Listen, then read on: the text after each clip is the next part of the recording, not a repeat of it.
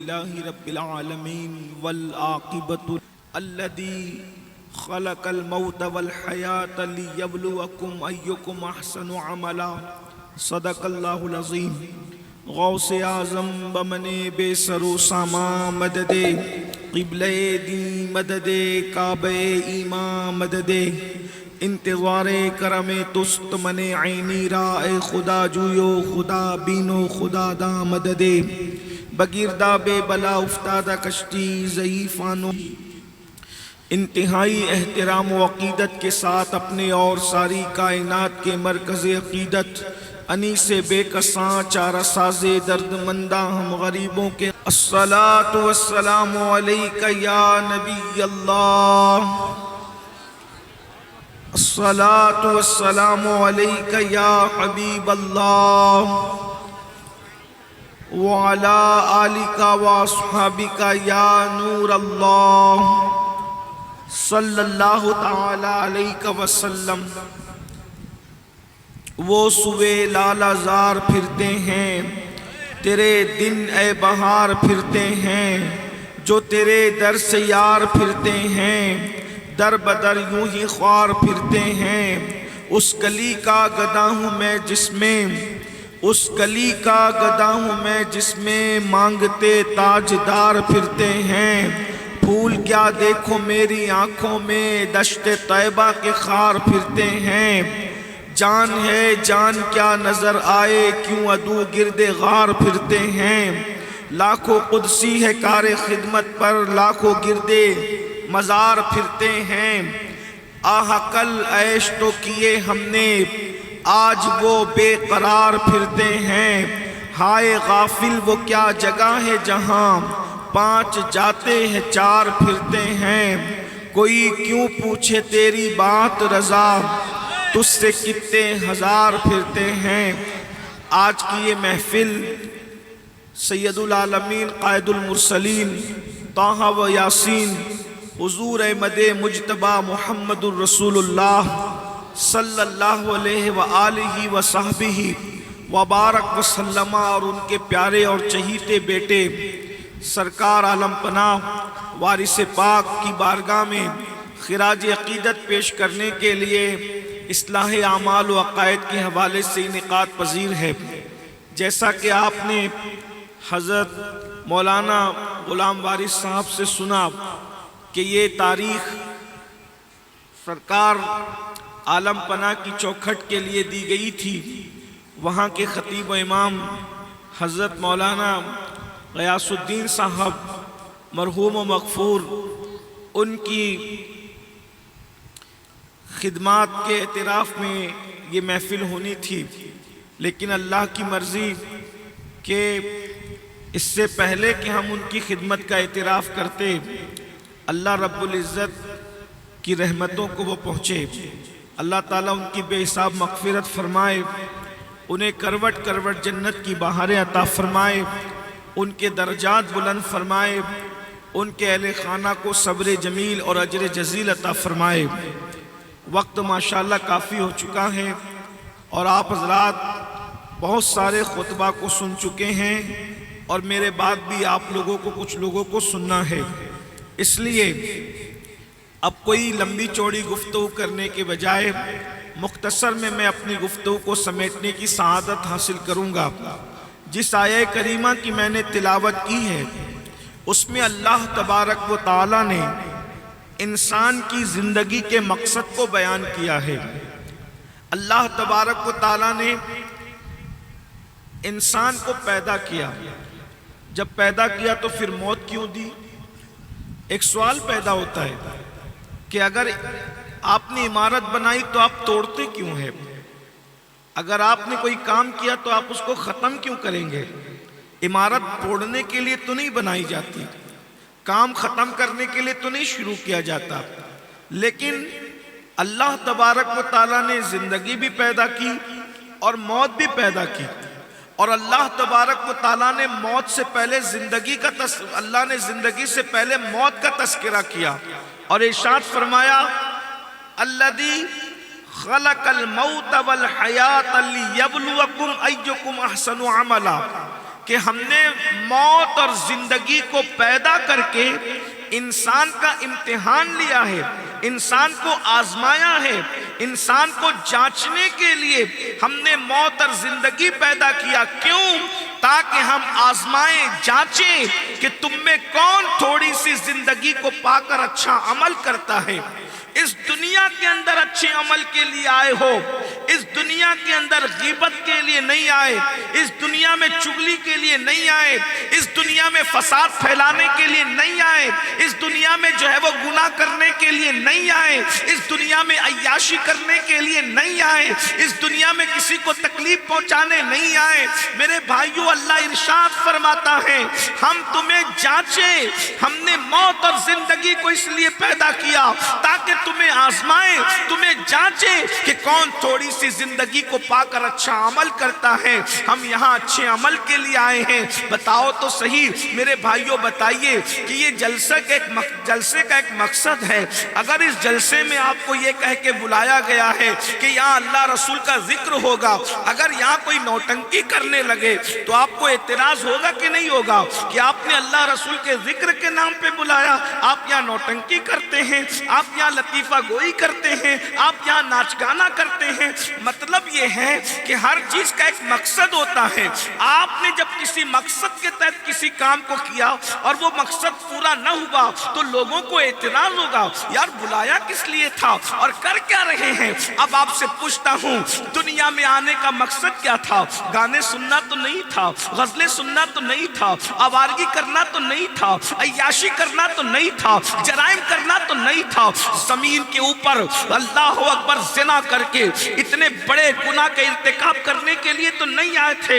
اس دنیا میں صرف آئے تھے نیک عمل کرنے کے لیے، عمل کے لیے آئے ہو میرے بھائیوں۔ آپ سے پوچھنا چاہتا ہوں، صوفیاء کرام فرماتے ہیں انسان کی زندگی کے مراحل 6 ہیں، انسان 6 منزلوں سے گزرنا ہے اس کو۔ مثال کے طور پر صوفیاء فرماتے ہیں پہلی منزل ہے انسان مٹی سے خمیر تک، یعنی جب آدمی کی پہلی منزل ہے وہ مٹی سے اٹھا خمیر تک آیا، اس کے بعد باپ کی پیٹ میں آیا، دوسری منزل ماں کے پیٹ میں آیا، تیسری منزل دنیا میں آیا، چوتھی منزل قبر میں جائے گا، پانچویں منزل اور قبر سے اٹھنے کے بعد 2 ہی منزلیں ہیں اور وہ آخری منزل ہے۔ اس کے بعد پھر سفر ختم ہے، یا تو کوئی خوش نصیب جنت میں جائے گا یا تو کوئی کم نصیب جہنم میں جائے گا۔ اب میں آپ سے پوچھنا چاہتا ہوں 3 مراحل گزر چکے ہیں، اب ہم چوتھی منزل میں ہیں، صرف 2 منزلیں باقی ہیں۔ مٹی سے خمیر تک خالص اللہ کے فضل سے، خمیر سے باپ کی پیٹ تک اللہ کے فضل سے، باپ کی پیٹ سے ماں کے پیٹ تک اللہ کے فضل سے۔ اس میں کسی کی محنت کو عمل دخل نہیں، اس میں کسی کی کاوش کو عمل دخل نہیں، خالص فضل الہی سے قدرت نے دنیا میں پہنچا دیا۔ اب اس دنیا میں آئے ہو، آگے کے سارے مراحل عمل پر ڈیپینڈ کرتے ہیں، عمل پر۔ آپ سے پوچھنا چاہتا ہوں، یہ اتنا بڑا مجمع ہے، میں پھر عرض کروں گا بہت لمبی گفتگو نہیں ہوگی اس لیے کہ وقت زیادہ ہوا ہے، میرے بات بھی کسی کو سننا ہے۔ اتنا سمجھ لیجئے میرے بھائیوں، مختصر میں اتنا سمجھ لیجئے، عمل کرو عمل۔ یہ جو تمہارے دل و دماغ کے اندر خبط سوار ہے نا کہ عمل نہیں بھی کریں گے تو بھی جنت میں جائیں گے۔ ابھی علامہ صاحب جو ہے علم پر بہترین گفتگو کر رہے تھے، اللہ کے خلیفہ کے حوالے سے، رب کے خلیفہ کے حوالے سے۔ آپ مجھے بتائیں اللہ اکبر، حضرت آدم کو کتنے اہتمام سے پیدا کیا، توجہ کرنا میرے بھائیوں، کتنے اہتمام سے پیدا کیا۔ اللہ اکبر، کائنات بنائی کن کہہ کر، زمین بنائی کن کہہ کر، آسمان بنایا کن کہہ کر، چاند بنایا کن کہہ کر، ستارے بنائے کن کہہ کر، سیارے بنائے کن کہہ کر، شفق کا جمال کن کہہ کر، افق کی سرخی کن کہہ کر، دریا کی روانی کن کہہ کر، سمندر کی طغیانی کن کہہ کر، سریا کی انجمن سجائی کن کہہ کر، سب کچھ بنایا کن کہہ کر۔ لیکن اللہ اکبر، جو انسان چند فٹ کا ہے اپنے خلیفہ کو کن کہہ کے نہیں بنایا، کن کہہ کے بنا سکتا تھا مگر کن کہہ کے نہیں بنایا۔ ارشاد ہوا ہم اسے اپنے ہاتھوں سے بنائیں گے تاکہ پتہ چلے کن کہہ کے پیدا ہونے والے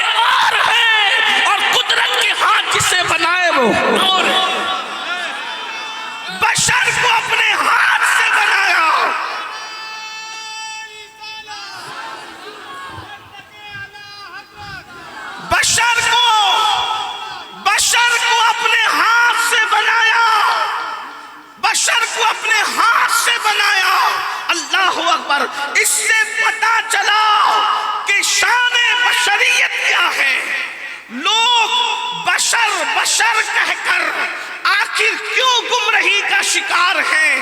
لوگوں نے محبوبان خدا کو لباس بشریت میں دیکھ کر گمراہی کا شکار ہو گئے، لیکن اہل سنت نے جب خدا کے محبوبوں کو لباس بشریت میں دیکھا تو پتہ چلا کہ بشریت کا لباس کتنا قیمتی ہے۔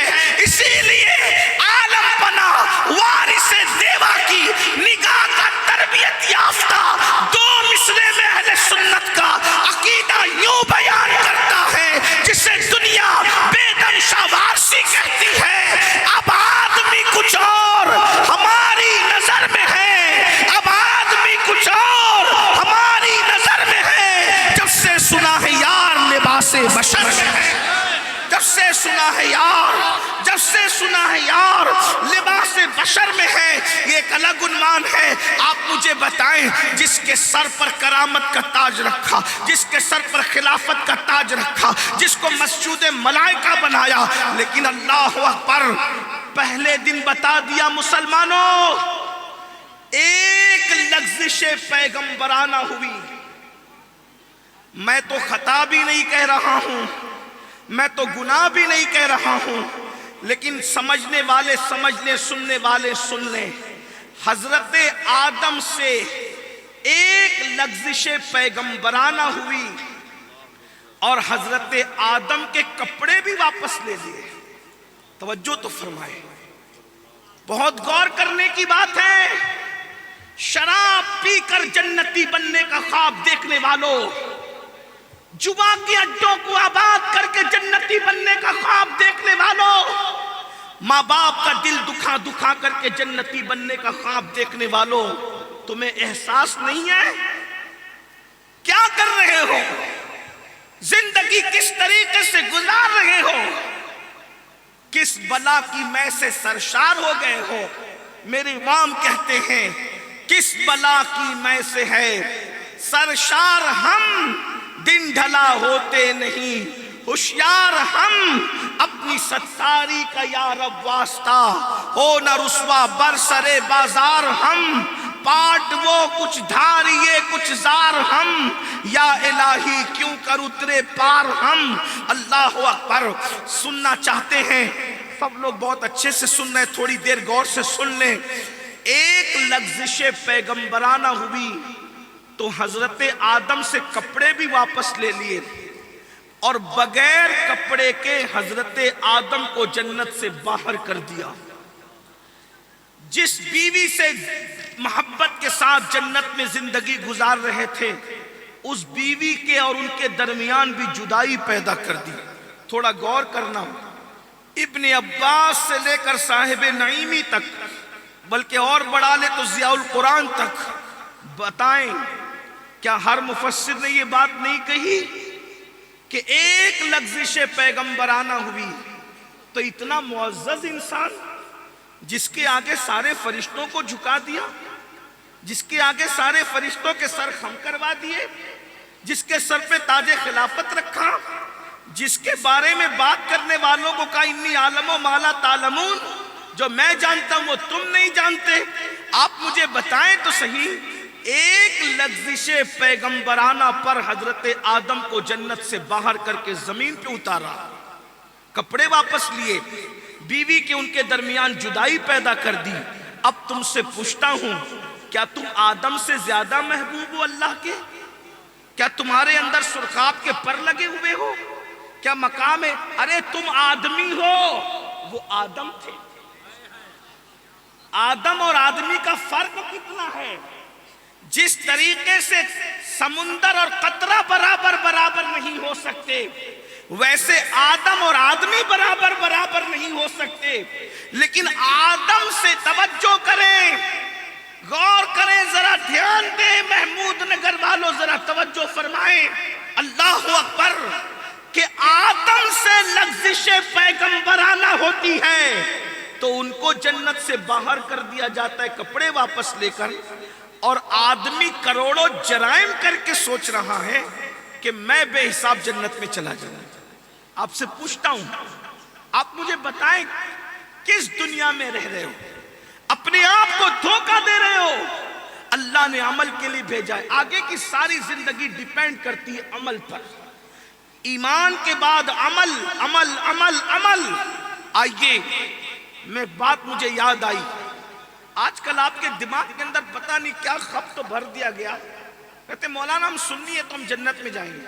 میں نے کہا بالکل سنی جنت میں جائے گا, لیکن کوئی وہ سنی تو بنے جو سنی رسول اللہ بنانے آئے تھے. ہم مسلمان ہیں ہم جنت میں جائیں گے. میں نے کہا وہ مسلمان تو بنو جو مسلمان بنانے رسول اللہ تشریف لائے تھے.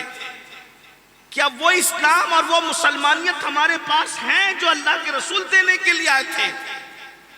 حضور جیسا مسلمان بنانے آئے تھے. اس مسلمان کے دل میں کوئی حسد تو نہیں تھا, اس مسلمان کے دل میں کوئی بغض تو نہیں تھا, وہ مسلمان بے نمازی تو نہیں تھا, وہ مسلمان جواری تو نہیں تھا, وہ مسلمان شرابی تو نہیں تھا, وہ مسلمان سود خور تو نہیں تھا. حضور جو مسلمان بنانے آئے تھے ان مسلمانوں کی شان یہ تھی. اقبال جیسے مفکر کو کہنا پڑا کہ دیوان گانے عشق محمد کو دیکھ کر گھبرا گئی ہیں گردشیں دورہ کبھی کبھی, اور گردن میں ہاتھ ڈالے ہیں ماہو نجوم نے, گزرا ہے ان حدوں سے مسلمان کبھی کبھی. ان مسلمان کی شان کیا ہے؟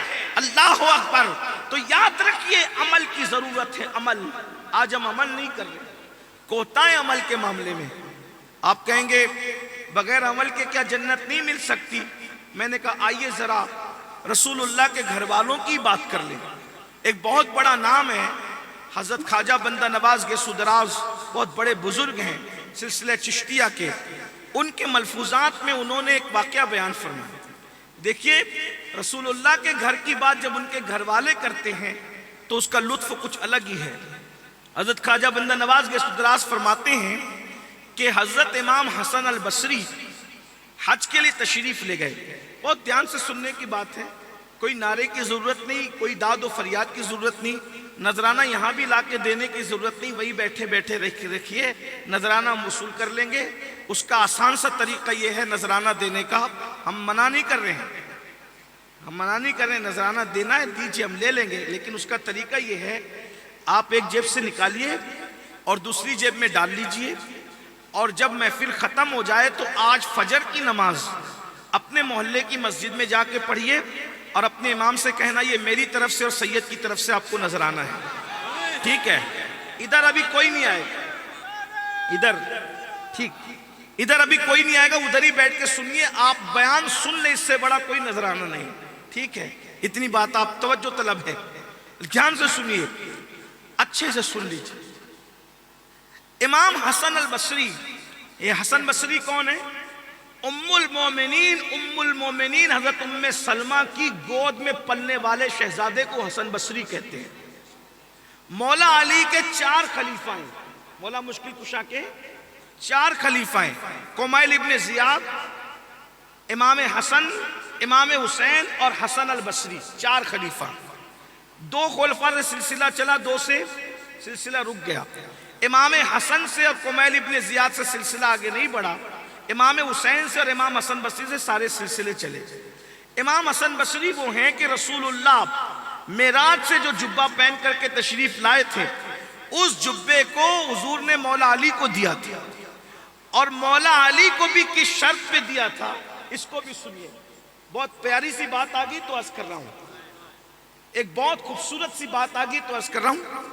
جب حضور معراج سے واپس لوٹے تو حضور علیہ السلام نے اللہ سے عرض کی مولا یہ جو لباس ہے میرا جبہ یہ میں کس کو دوں؟ تو اللہ نے فرمایا میں تمہیں ایک جملہ کہتا ہوں, یہ جملہ جو صحابی کہے گا اس کو دینا. حضور واپس آئے, ہر صحابی یہ چاہتے تھے کہ یہ جبہ مجھے ملے. رسول اللہ نے فرمایا کہ اگر میں تمہیں دوں تو تم کیا کرو گے؟ تو افضل البشر بعد الانبیاء سیدنا صدیق اکبر, یہ جو میں روایت پڑھ رہا ہوں کہاں سے پڑھ رہا ہوں؟ اس روایت کو میں پڑھ رہا ہوں حضرت محبوب الہی سلطان المشائخ خواجہ نظام الدین اولیاء کی ملفوظات سے. اب آپ کو اطمینان ہونا چاہیے کہ میں کہاں سے پڑھ رہا ہوں. بہت خوبصورت سی بات ہے, آپ کو احساس ہوگا کہ اعمال کی کیا اہمیت ہے, عمل کی کیا اہمیت ہے. افضل البشر بعد الانبیاء سیدنا صدیق اکبر, انہوں نے کہا یا رسول اللہ یہ جبہ مجھے دے دے. آقا نے وہ تمہیں دوں گا تو تم کیا کرو گے؟ انہوں نے عرض کی یا رسول اللہ اگر آپ نے مجھے دے دیا تو میں صداقت کو اختیار کروں گا اور صداقت کو عام کروں گا۔ آقا نے فرمایا بہت بڑا عمل ہے صداقت، لیکن یہ تمہارے حصے میں نہیں۔ سیدنا فاروق اعظم کھڑے ہوئے، حضور مجھے دے دیں، آپ کیا کریں گے عمر؟ عرض کی حضور میں عدالت کو اختیار کروں گا اور عدالت کو عام کروں گا۔ کہا عمر یہ عمل بھی بہت بڑا ہے مگر تمہارے حصے میں نہیں۔ عثمان ذو النورین کھڑے ہوئے، عرض کی حضور مجھے دے دیں، میں سخاوت کروں گا۔ حضور نے فرمایا یہ بھی عمل بہت بڑا ہے مگر تمہارے حصے میں نہیں۔ جب میرے مولا مشکل کشا کی بات آئی، سید السادات، خاتم ولایت، فخر ولایت، امام المشارق والمغارب، حلال مشکلات والنوائب، اخی رسول و زوج البتول، امام علی ابن ابو طالب کی باری آئی، آپ نے کھڑے ہو کے عرض کیا یا رسول اللہ یہ مجھے دے دیجئے۔ آقا نے فرمایا اگر میں تم کو دوں گا تو تم کیا کرو گے؟ مولا علی نے عرض کی یا رسول اللہ اگر یہ جبہ آپ نے مجھے دے دیا تو میں جس کے بھی عیب دیکھوں گا اس کے عیبوں پہ پردے ڈال دیا کروں گا۔ حضور نے فرمایا اللہ نے مجھ سے یہی کہا تھا اس لیے تمہارے مقدر میں۔ اور پھر وہ جبہ معراج والا رسول اللہ کا دیا ہوا مولا کائنات نے جب کسی کو دینا چاہا امام حسن البصری کو عطا فرمایا۔ اب آپ سمجھ سکتے ہیں امام حسن بصری کا مرتبہ کتنا بڑا ہے۔ امام حسن بصری کے بارے مولا مشکل کشا کہا کرتے تھے جہاں حسن بصری موجود ہو وہاں میں کسی کو خطاب کرنے کی اجازت نہیں دیتا۔ فرمایا بصرہ کے سارے ممبر اٹھا دیے جائیں، حسن بصری کے ممبر کے سوا کسی کا ممبر نہیں لگے گا۔ یہ امام حسن البصری ہے۔ وہ فرماتے ہیں میں حج کو گیا، جب حج کو گیا تو میں نے دیکھا کہ کعبے کی چھت پر سے کسی کے رونے کی آواز آئی۔ غور کرنا ذرا، بات یہی ہے خدا جانے ہم نے کیا سبق پڑھا ہے۔ حسن بصری کہتے کعبے کی چھت سے کسی کے رونے کی آواز آتی ہے اور آنسو حتیم میں ٹپک رہے ہیں۔ ہر ایک کو کعبے کی چھت پہ جانے کی اجازت نہ تھی۔ امام حسن البصری کہتے ہیں کہ وہ آواز پر جب میں نے توجہ کی تو وہ اس طرح ترتیب پا رہے تھے۔ آواز کیا آ رہی تھی ذرا سنیے۔ وہ آواز آ رہی تھی یا اللہ تو قیامت میں مجھ سے کیا پوچھے گا اور میں تجھے کیا جواب دوں گا؟ مولا محشر میں تو مجھے رسوا مت کرنا، مولا مجھے محشر میں رسوا مت کرنا، میں تیری عدالت میں کھڑے ہو کر تجھے کیا جواب دوں گا؟ مولا میری مغفرت ہوگی بھی کہ نہیں ہوگی؟ مولا میرے اعمال ایسے نہیں، اور کہے جا رہا ہے روئے جا رہا ہے، کہے جا رہا ہے روئے جا رہا ہے۔ امام حسن البصری کہتے ہیں ارے یہ رونے والا کتنا اللہ سے ڈرتا ہے۔ اللہ سے ڈرنے کے لیے بھی ہمیں حکم ہے کہ اتنا ڈرو کہ نا امید نہ ہو جاؤ، یعنی اللہ سے ڈرنے کے لیے بھی ہمیں حد مقرر کی گئی ہے کہ اتنا مت ڈرو کہ نا امید ہو جاؤ، یہ جائز نہیں ہے۔ ڈرو لیکن نا امید نہیں ہونی، اس لیے کہ ایمان صرف خوف کا نام نہیں ہے اور ایمان صرف امید کا نام نہیں ہے۔ الایمانو بین الخوف و رجا، ایمان خوف اور امید کی درمیانی کیفیت کا نام ہے۔ اس سے ڈرو بھی اور اس سے امید بھی رکھو۔ اس کی بہترین مثال سیدنا فاروق اعظم کا جملہ ہے، فرماتے ہیں اگر قیامت میں اعلان ہوگا کہ سب جنت میں جائیں گے سوائے ایک کے، تو فاروق اعظم کہتے ہیں میں ڈروں گا کہ وہ ایک جہنمی میں تو نہیں، اور اگر یہ اعلان ہوا کہ سب جہنم میں جائیں گے سوائے ایک کے تو میں امید کروں گا کہ انشاءاللہ وہ جنتی میں ہی ہوں۔ یہ امید اور خوف کے درمیان کی کیفیت کا نام ایمان ہے۔ تو امام حسن بصری کہتے ہیں یہ اتنا کیوں رو رہا ہے؟ شاید کسی دیہاتی وائز نے اس کو زیادہ ڈرا دیا ہے اور ڈرانے کی وجہ سے یہ زیادہ ڈر گیا ہے۔ اللہ کرے اس کا رونا بند ہو، یہ زمین پر آئے تو میں اس کو سمجھاؤں، اس کو بتاؤں کہ اللہ کے بندے اتنا نہیں ڈرتے، کچھ امید بھی رکھتے ہیں۔ لیکن امام حسن بصری کہتے ہیں جب وہ رونے والا رو کر کعبے کی چھت سے نیچے اترا اور میرے سامنے آیا تو میرے پیروں کے نیچے سے زمین کھسک گئی. میں اس کی کیا اصلاح کر سکتا تھا؟ میں تو حیران رہ گیا. اب میں کیا کہوں کیونکہ وہ رونے والا کون تھا؟ حضرت بندہ نواز اپنے ملفوظات میں فرما رہے، میں وہاں سے پڑھ رہا ہوں، الگ الگ نام آئے ہیں لیکن بندہ نواز نے جو نام لیا ہے میں وہ نام لے رہا ہوں. اب ذرا غور سے سننا محمود آباد اور گرد نواز سے آنے والوں توجہ کرنا. اللہ اکبر.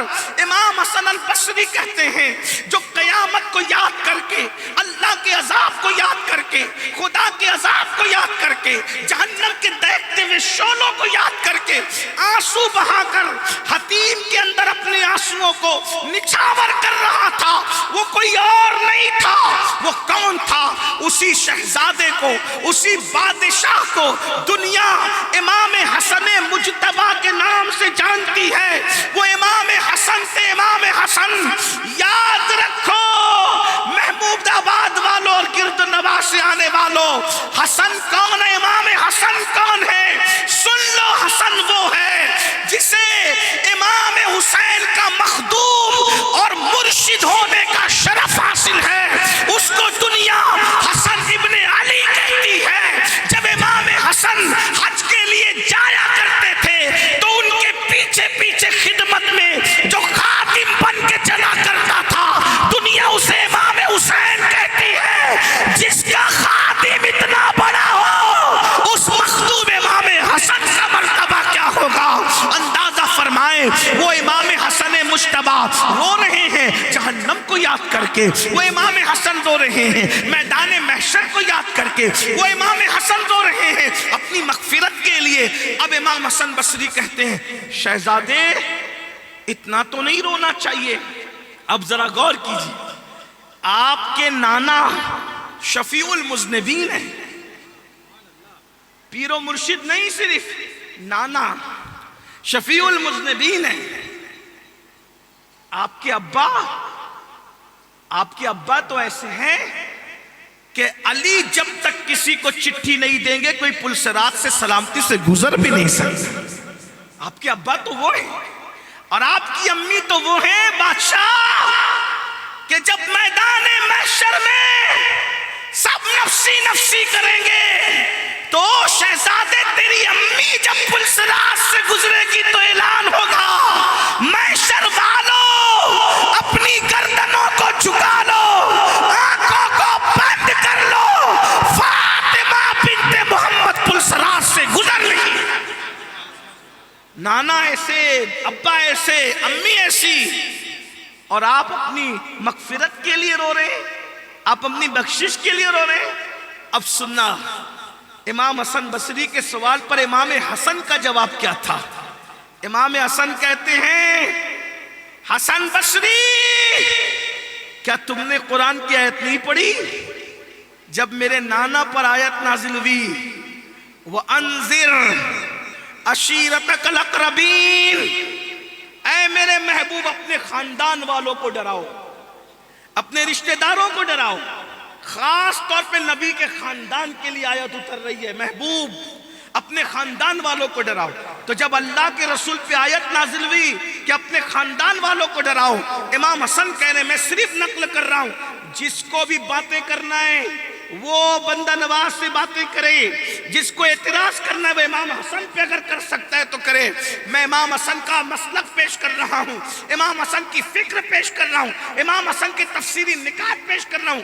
امام حسن مجتبی کہتے ہیں جب رسول اللہ پر آیت نازل ہوئی اپنے رشتہ داروں کو ڈراؤ، اپنے خاندان والوں کو ڈراؤ، تو رسول اللہ نے پھر امام حسن نے نام لیے، میں نام نہیں لوں گا. امام حسن نے کہا اے فلاں، اے فلاں، اے فلاں، اے فلانی، اے فلانی، اے فلاں، اور پھر فرمایا عمل کرنا، عمل، عمل کرنا، عمل، عمل کرنا، عمل.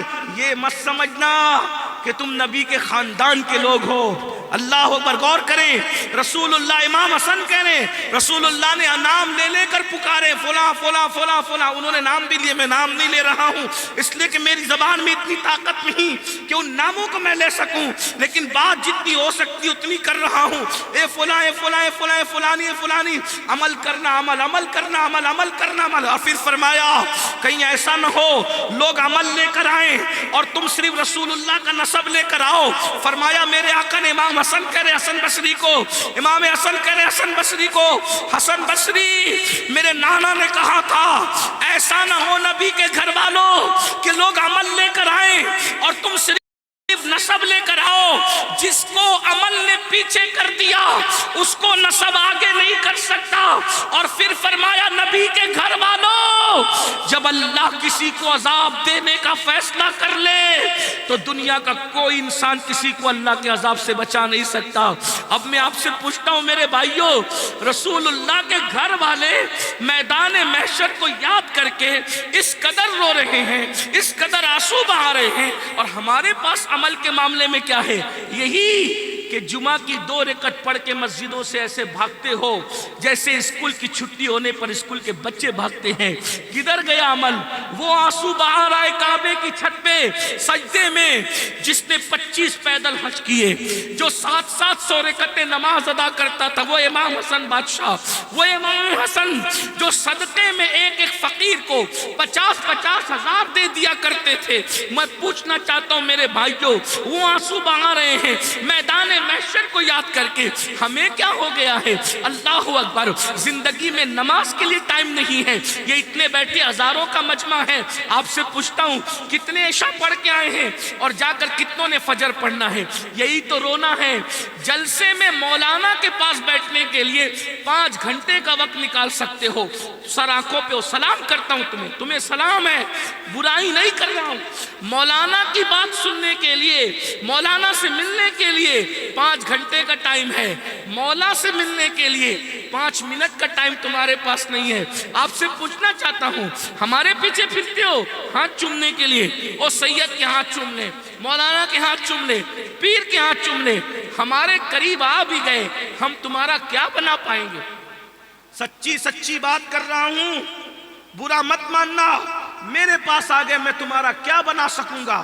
میرے بھائی ہم لوگ تو انسان ہیں، انسان کمزور لوگ ہیں، بیمار پڑو گے ہم تو تمہاری خیریت بھی پوچھ نہ سکیں، اتنے ہم کمزور ہیں۔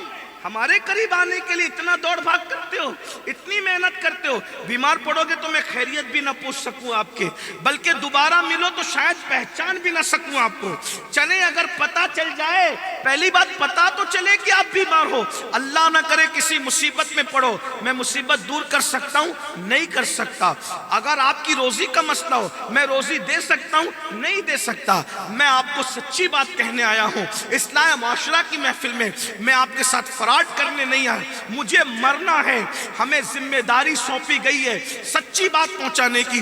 بھائی مولانا کے قریب ہونے کے لیے تم اتنی محنت کر رہے ہو، اتنی محنت کبھی مولا کے قریب ہونے کے لیے بھی کر لو۔ مولانا تو تیری خیریت بھی نہیں پوچھ پائے گا میرے بھائی، پیر صاحب تو تیری خیریت بھی نہیں پوچھ پائیں گے میرے بھائی، سیاسی لیڈر تو تیری خیریت بھی نہیں پوچھ پائیں گے۔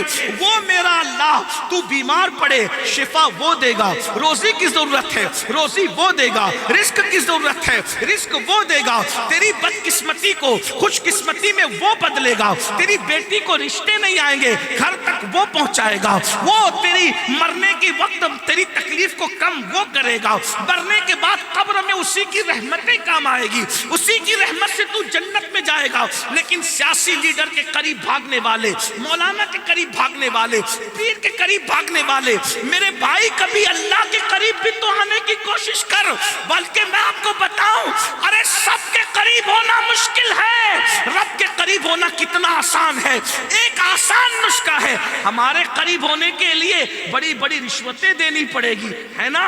میں بات کہہ دوں سچی سچی، بڑے بڑے تحفے دینے، ارے بھائی یہاں تو امیر اور غریب میں بھی فرق ہو گیا، مسافے میں غریب آئے تو الگ انداز، امیر آئے تو الگ انداز، یہی ہے نا؟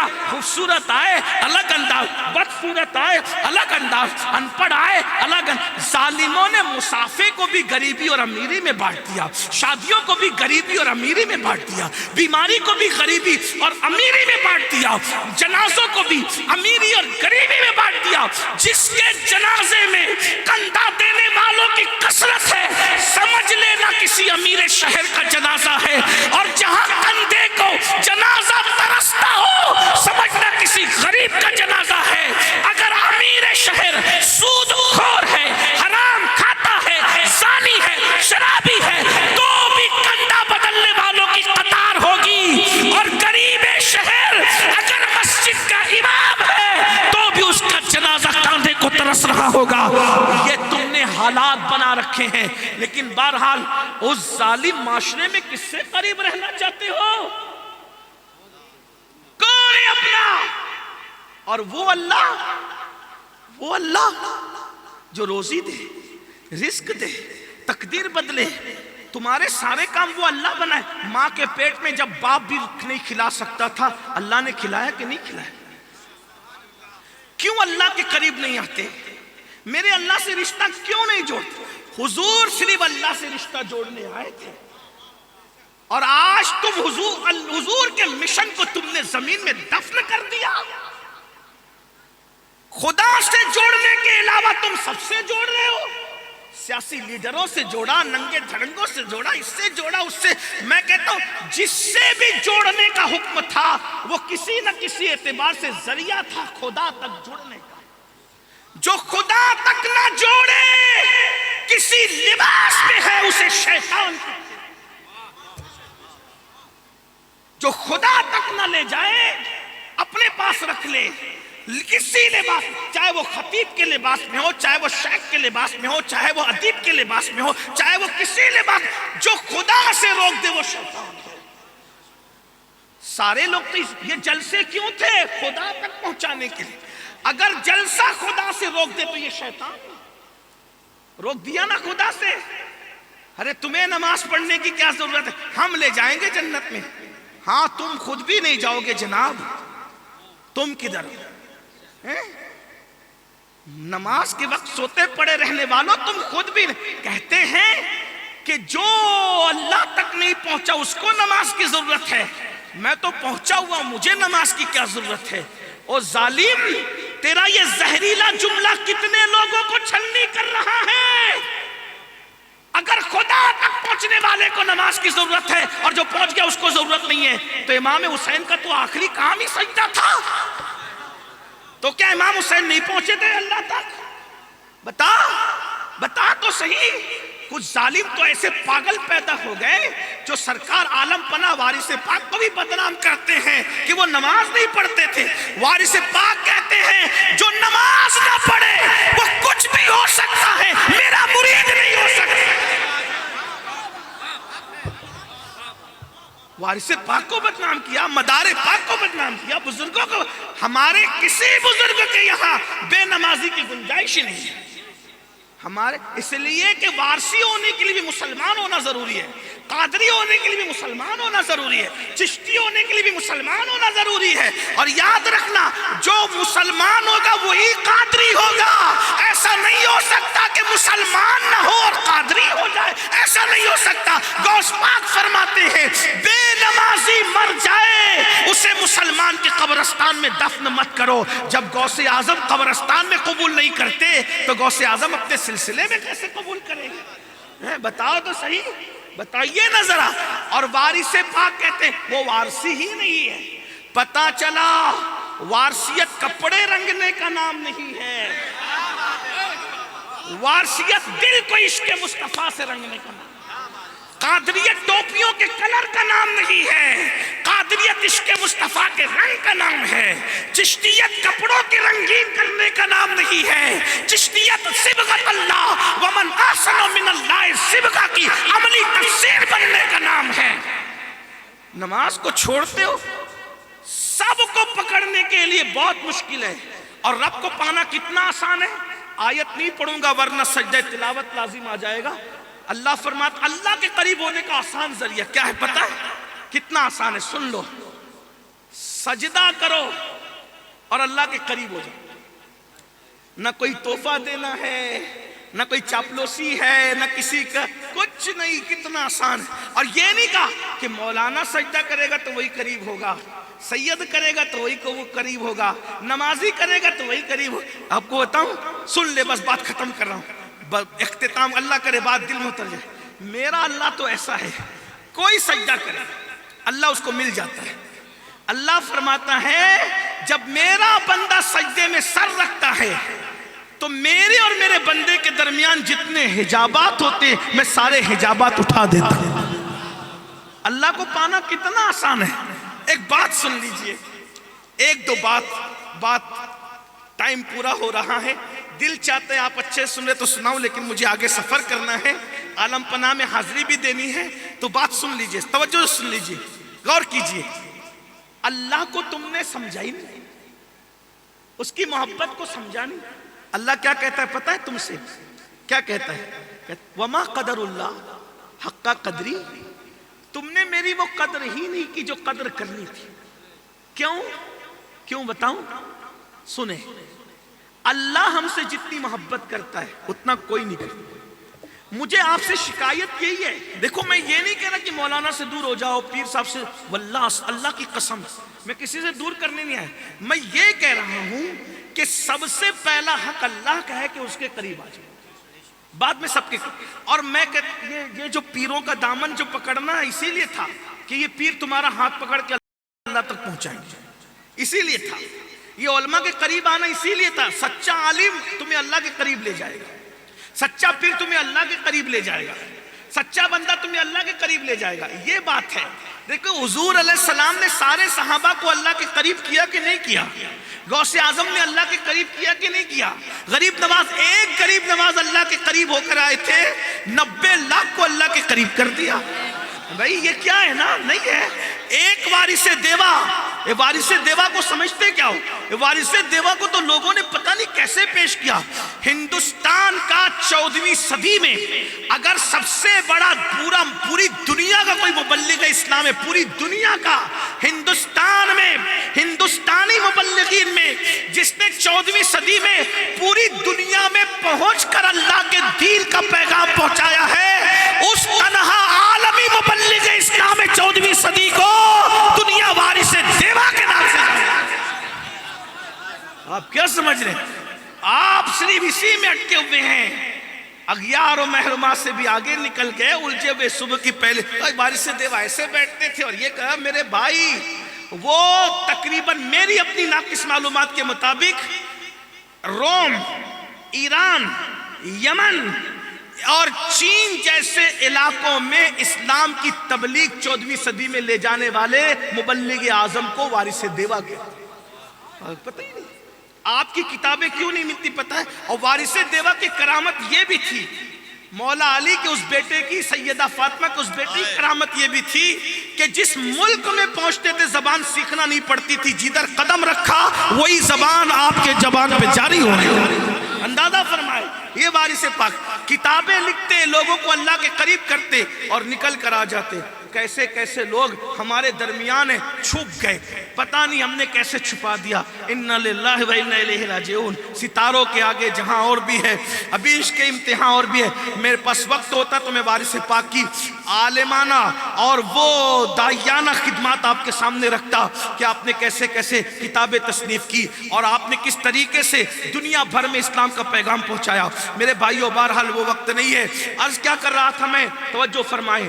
اللہ کے قریب ہونا ضرور، اللہ اللہ ہے، اللہ کا مقابلہ کسی سے نہیں۔ یاد رکھنا، شرک کی گندگی سے نکلو، اللہ اللہ ہے۔ ایک بات بتاؤں، اللہ ہماری شہرک سے زیادہ قریب ہے۔ دو تین باتیں جو کہنی تھی پہلے اس کو سن لیں۔ اللہ جتنا ہم سے محبت کرتا ہے اتنا ابا بھی نہیں کرتا، اماں بھی نہیں کرتی، کوئی نہیں کرتا۔ اور دوسروں کی تو بات ہی نہیں بھائی، ہے نا؟ اب دوسروں کا ذکر ہی نہیں کرنا چاہتا۔ جہاں امیری اور غریبی میں مسافر تقسیم ہو ان کا ذکر ہی نہیں ہے۔ دنیا دار تاجروں کا ذکر کیا کریں، سیاسی لیڈروں کا ذکر کیا کریں، اللہ کتنی محبت کرتا ہے۔ سنو، صوفیہ کہتے ہیں ایک دن جبریل علیہ السلام نے پوچھا، کڑوی لگ رہی ہے نا تھوڑی سی، برداشت کر لو، بعد میں کوئی میٹھی سنا دے گا۔ عرض کروں نا آپ کے سامنے، میرا یہ لہجہ نہیں ہے لیکن مجھے کلفت ہے کہ جس قوم کو اللہ والی ہونا چاہیے تھی، آج وہ قوم اللہ کو چھوڑ کے سب کی ہے، اللہ کے علاوہ، یعنی اللہ والا بننا تھا ہمیں، ہم اللہ والے نہیں بنے، باقی سب کے بن گئے، نفس کے بن گئے، بیوی کے بن گئے، بچوں کے بن گئے، سب کے بن گئے۔ جتنی محبت بچوں سے کرتے ہو اتنی اللہ سے نہیں کرتے ہو، برا مت ماننا، اور اگر کرتے ہو تو میں تم سے پوچھتا ہوں، بتاؤ بچے نے کہہ دیا ابو آئی فون لینا ہے 2.5 لاکھ، دیتے ہو کہ نہیں دیتے؟ اور اللہ کی مسجد میں بیٹے کو 2.5 لاکھ دیا، دل پہ بوجھ نہیں ہوا، اور اللہ کی مسجد میں چندے میں 10 کی نوٹ بھی دیتے ہو تو دیکھ کے دیتے ہو جو کہیں نہیں چلے گی، انہیں یہاں چلائیں، ہنسنے کی بات نہیں۔ ہاں ماشاءاللہ، اچھا، بہت اچھا، 2 کروڑ کی مولانا مسجد بنا رہے، بہت اچھی بات ہے، اللہ تعالیٰ آسان کرے۔ میں مولانا سے بھی گزارش کرتا ہوں معافی کے ساتھ، 2 کروڑ کی مسجد بنانے کی بجائے 50 لاکھ کی بناؤ، 1.5 کروڑ میں اچھا ادارہ قائم کرو مولانا، ہاں دنیا بھی ہو دینی بھی ہو، اس لیے کہ بہت معافی کے ساتھ 2 کروڑ کی بناؤ کہ 3 کروڑ کی بناؤ، جمعہ کے آدھے گھنٹے کے علاوہ اور مسجد کا کام کتنا ہے بتائیے؟ جتنے بھی آتے صرف جمعہ کے دن آتے ہو، بھی اس 80% 2 رکعت پڑھے، بڑی بناؤ مسجد، میں منع نہیں کر، مسجدیں بناؤ، الحمدللہ ہم بھی بناتے ہیں، آپ بھی بناؤ، لیکن مسجدوں کو جتنا بنانا ہے، جتنی ضرورت اتنا بناؤ۔ اس وقت لڑکیوں کے ادارے، لڑکوں کے ادارے، اسکول، کالج، اس مدرسے، اس کی بہت ضرورت ہے، بہت زیادہ ضرورت ہے۔ وجہ ادارے سلامت رہیں گے تو مسجد آباد رہے گی، ورنہ اس مسجد میں اچھے نماز پڑھانے والے بھی نہ مل سکے۔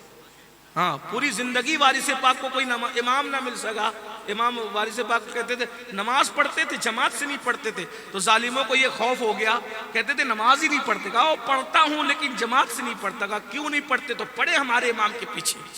لوگ یہ بھی ضد رہتے کہ ہمارے امام کے پیچھے پڑھو، ہمارے او بھائی ہمارا ایک معیار ہے، ہر ایک کا ایک معیار ہے نماز پڑھنے کا، جس کا عشق رسول جس مقام پر پہنچا اس کا وہ معیار ہے۔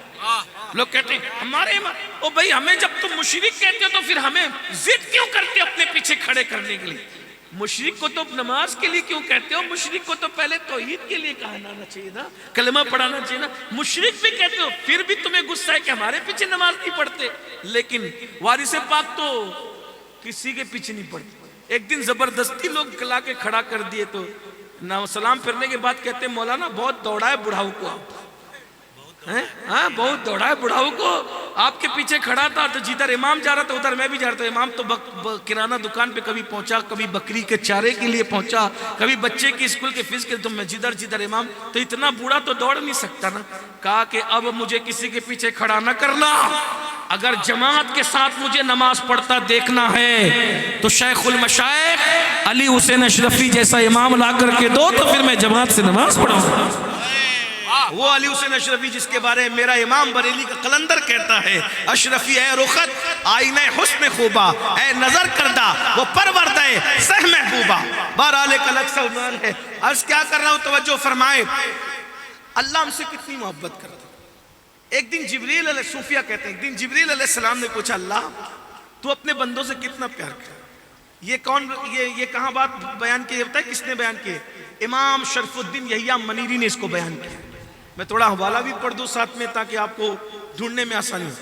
امام شرف الدین یحییٰ منیری جہاں تک مجھے یاد آتا ہے وہ فرماتے ہیں، وہ لکھ کے جبریل علیہ السلام نے پوچھا اللہ تو اپنے بندے سے کتنا پیار کرتا ہے؟ اب اندازہ کر لو کتنا پیار کرتا ہے۔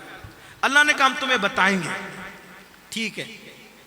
جب حضرت یعقوب علیہ السلام اور یوسف علیہ السلام میں جدائی ہوئی تو 50 سال تک کے حضرت یعقوب علیہ السلام یوسف علیہ السلام کی محبت میں روتے روتے آنکھیں سفید کر لی۔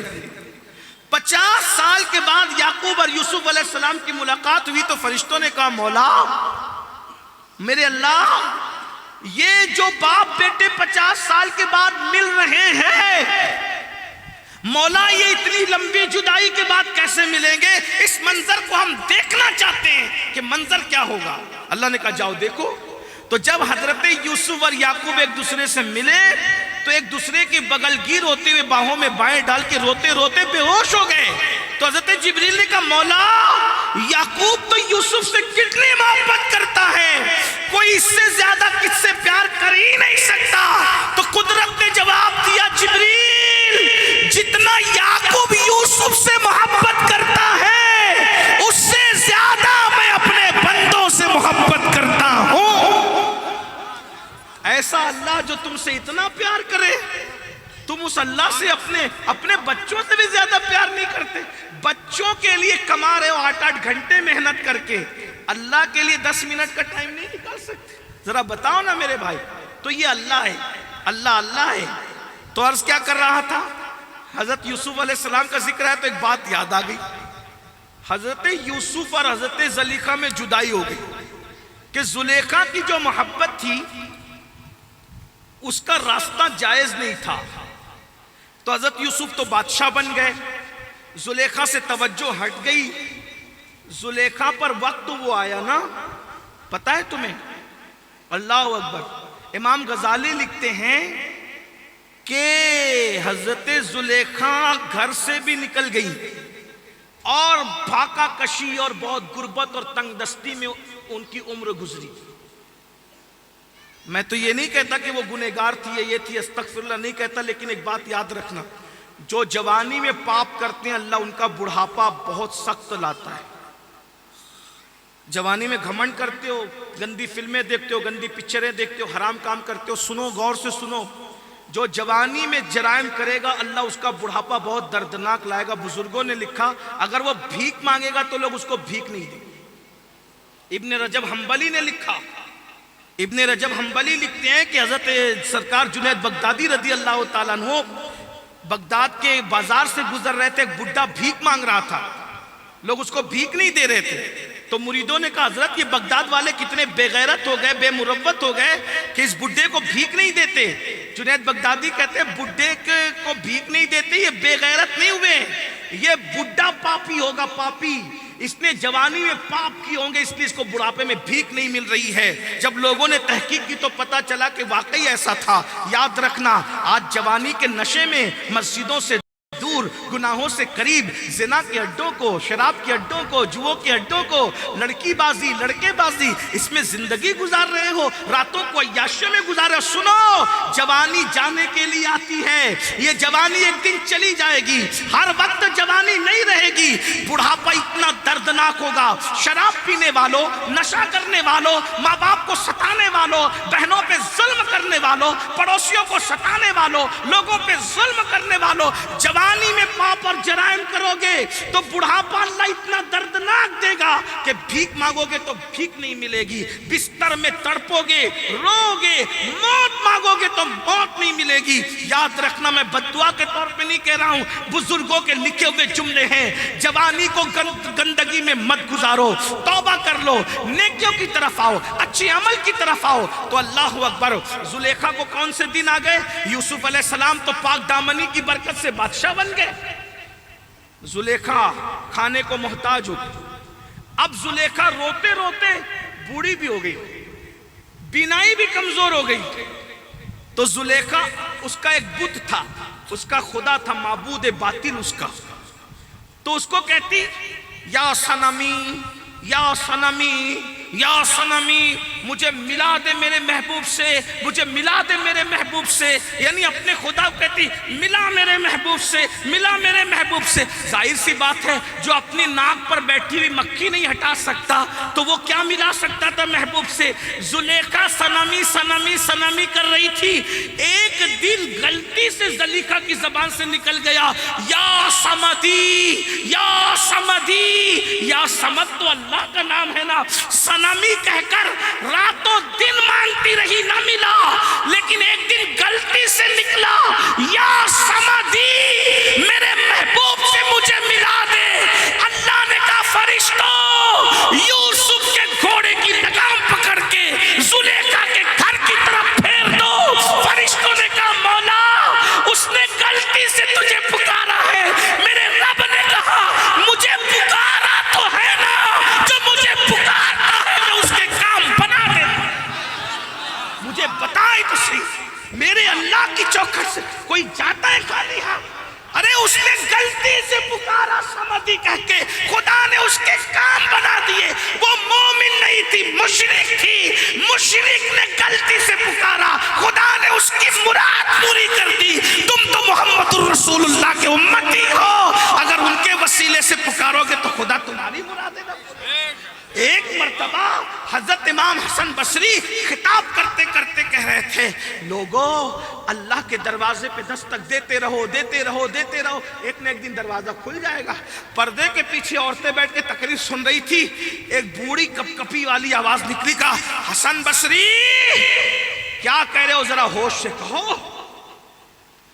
عورتوں سے لقمہ آیا تقریر میں، حسن بصری کیا کہہ رہے ہو، ذرا ہوش سے کہو۔ تم کہتے ہو کہ اللہ کے دروازے پہ دستک دیتے رہو، کبھی نہ کبھی کھل جائے گا۔ میرا سوال ہے حسن، یہ تو جواب دو کہ اس نے دروازہ ہی بند کب کیا ہے؟ تم دروازہ کھلنے کی بات کرتے ہو، اس نے دروازہ ہی بند کر۔ ارے سب کے در بند ہوتے ہیں، میرے رب کا در کبھی بند نہیں ہوتا۔ سب بادشاہ دروازے بند، یہ اللہ ہے۔ اللہ کے قریب آؤ، اور اللہ کے قریب کیسے آؤ گے؟ عمل کی برکت سے، بغیر عمل کے۔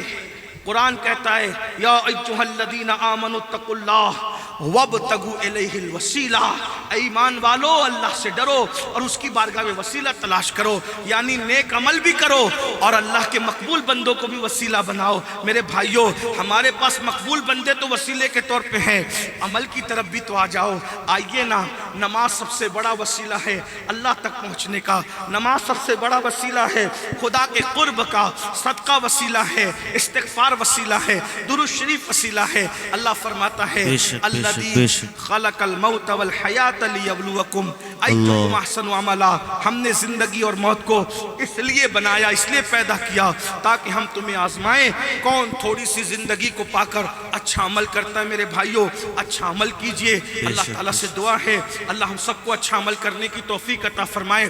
اچھے عمل میں سب آتا ہے، کسی کو دیکھ کے مسکرا دو، یہ بھی اچھا عمل ہے۔ رستے سے تکلیف دینے والی چیز کو ہٹا دو، یہ بھی اچھا عمل ہے۔